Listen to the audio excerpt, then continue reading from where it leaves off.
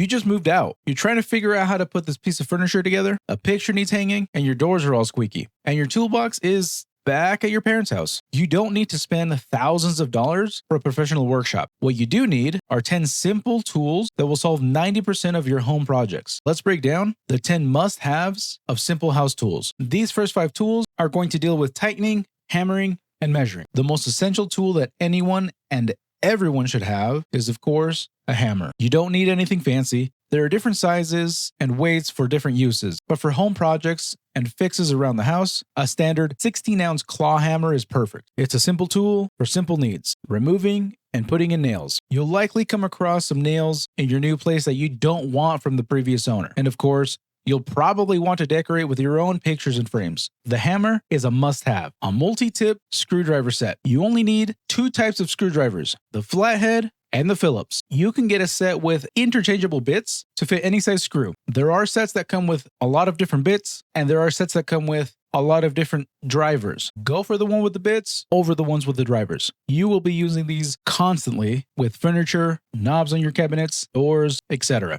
The adjustable wrench. This one tool can replace a whole set of fixed wrenches. You can use it to tighten wobbly chair legs, adjust nuts on the bike, or fix a leaky pipe. They also come in a lot of different sizes and can be used for a lot of different things. You don't need something huge, but I would recommend adding this to your toolbox. A tape measure. Measure twice, cut once, and it's helpful in almost any project you're working on. From buying furniture, hanging up curtains, picture frames, and making sure that couch will actually fit through the door. And don't use your hands as a form of measurement. Again, you don't need anything fancy. A 10 to 16 foot measuring tape will do. If it's in your budget, get a 25 footer.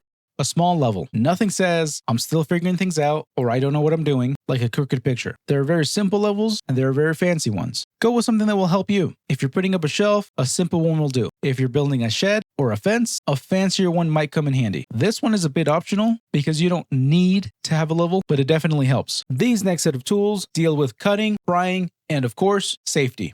The needle nose pliers. These are for detail work, bending small wires, gripping tiny objects you can't reach, or holding screws in place while you tighten them. They are basically an extension of your fingers. There are different types of pliers that can be extremely useful in different situations. However, you don't need all of these yet. I have found that most of the tasks that I deal with at home, I can get away with just using these slip joint pliers. Every once in a while, I will use the needle nose, but these other pliers are extremely helpful for other projects around the house that you may not come across when you first move into your new place. A utility knife, or a box cutter. These will make your life so much easier. From opening your Amazon packages to cutting rope or scoring drywall. These little box cutters are extremely useful, especially if you have recycling day and you have to break down all those cardboard boxes. Just remember though, because these little knives are so thin, they are extremely sharp and can be dangerous. Safety note, always cut away from your body. We don't want any accidents when using these tools. And change these little blades often because they wear out pretty fast. And get a box cutter that makes it easy to change these blades. The stud finder. This tool is critical for hanging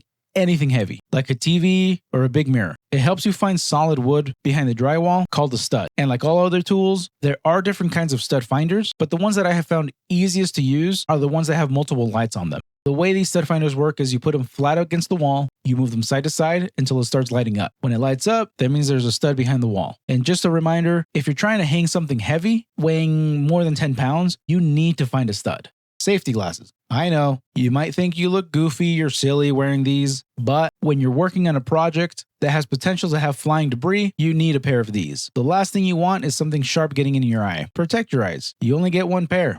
Small assortment kit. Get a cheap organizer box with different screws, picture hooks, and drywall anchors. This kit will save you a few trips to the hardware store. The anchors will help you hang up stuff that's relatively heavy without having to find a stud. They do have a recommended weight limit, so make sure you know what that is before you hang something on it. You don't want to hang a 10-pound item on a 5-pound anchor. That thing's going to rip right out of the wall if you don't use the right anchor. These are a lot of tools, and depending on where you buy them and what brand you're getting, if you're trying to get the high-end stuff, you're going to end up spending about $200 on these tools. But even if you go to Lowe's or Home Depot or something, you can buy all of these tools for under $100, and you don't have to get them all at once. Most of the tools that I own, I've acquired over a lot of years, but if you're looking for these basic tools, even secondhand, you can probably get them under $50. And of course, there's hundreds of tools out there that will make your life easier, like drills, Allen wrenches, saws, etc., etc. But this is a list of basic tools that you'll need for when you're starting out. And having your own tool set will help you to stop borrowing from your dad's tools. If you found this video useful, hit that like button. And if you have any topics that you wish you would have learned in school, let me know in the comments. Thanks for watching, and I'll see you for the next video.